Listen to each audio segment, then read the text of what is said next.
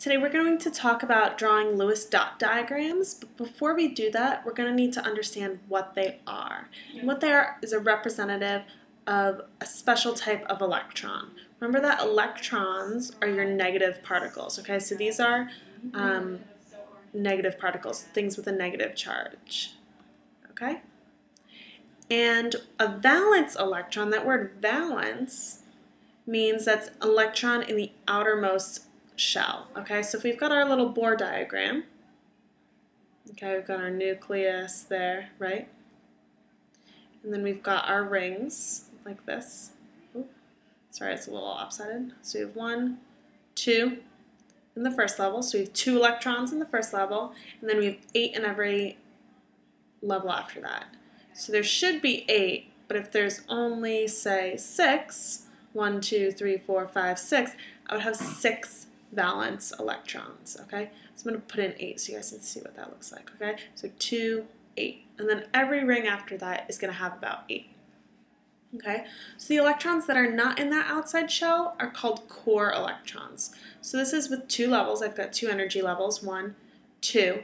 So I have 2 core electrons and I've got 8 valence electrons right now. Let me add one more ring and let's look at that. Ooh. Pretend that's a circle, right? I'm going to add some electrons. Oh, look at this. Great. So now I have how many energy levels? I've got my nucleus, and I've got 1 energy level, 2 energy levels, 3 energy levels. So I've got 3 energy levels.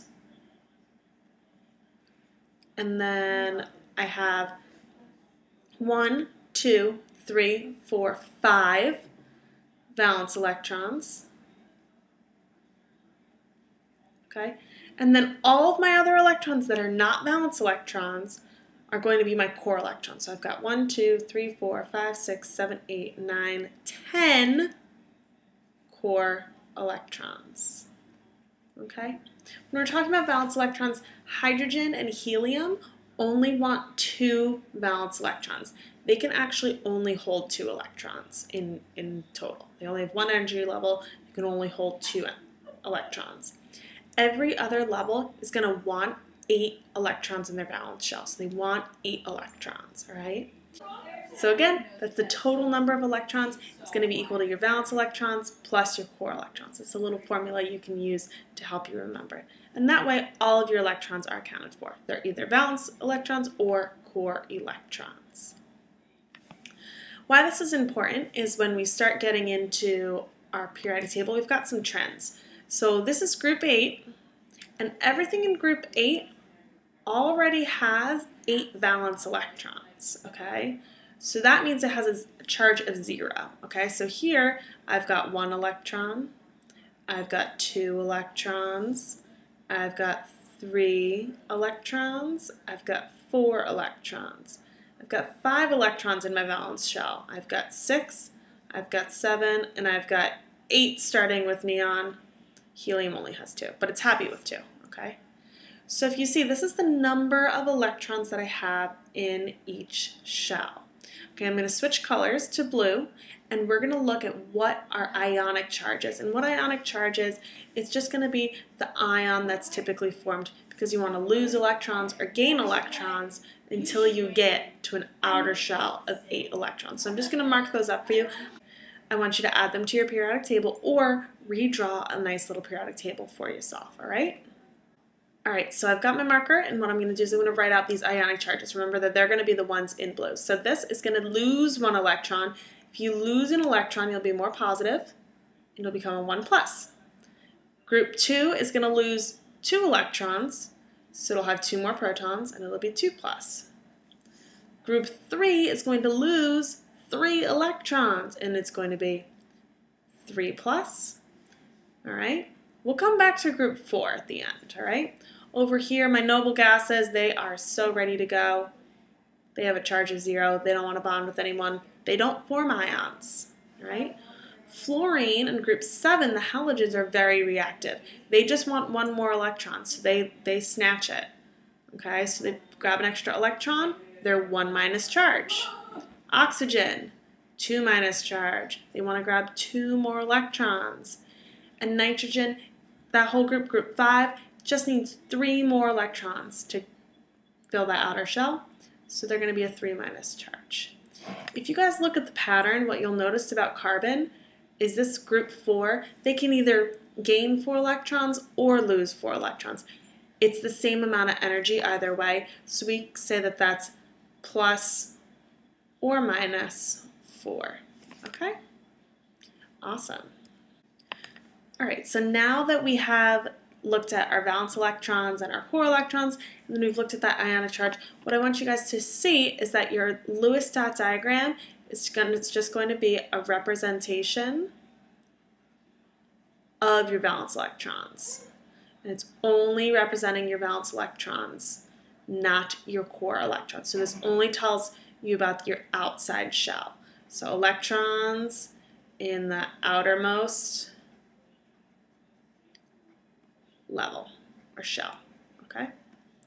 All right, so the first thing you want to do, you want to know what your number of valence electron is. It's going to be the same as the group number, okay? The only exception being helium, which can only have 2 electrons, okay? Same as your group number.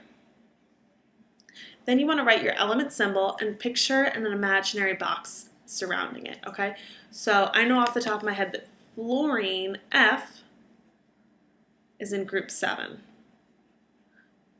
Okay, so I have written an F, and then I'm going to picture an imaginary box. Okay, the black is going to be my imaginary box. Okay, so what I want to do next is place each of my electrons along one of these sides of these boxes until I start pairing them up. So I go 1, 2, 3, 4. Okay, now I have to pair them up. 5, 6, 7. And that will be my Lewis dot diagram. If I redraw it without my imaginary box, it's going to look like this. F. You can draw with X's instead of dots if that's easier to see. X's and dots still mean electrons, okay? And look, that's F. There are 7 valence electrons. All right, so the next thing that we're going to do is we're going to do some examples. We're going to do example 1, okay? And we are going to do carbon. Carbon is in group 4, so it's got 4 valence electrons. So I'm going to start by drawing my carbon atom symbol.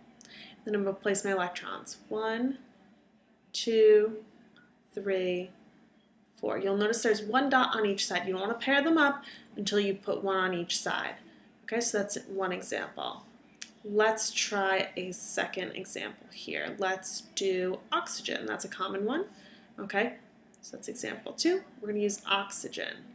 Oxygen is in group 6, so that means we are going to have 6 valence electrons. So I draw my symbol. I go 1, 2, 3, 4, 5, 6. Notice my placement so you can see that imaginary box. All right, let's change our color so you can draw in that imaginary box, okay? This is my imaginary box. Okay, I'm along 1 on each side, all right? You just have to make it imaginary still, all right? So what I want you to do is I want you to do some practice. All right, so we're going to do some practice. So the 3 that I want you to try in your notebook are bromine, Br, sulfur, S, and phosphorus, which is letter P, okay? So I want you to try those in your notebook, and we will go over those together in class.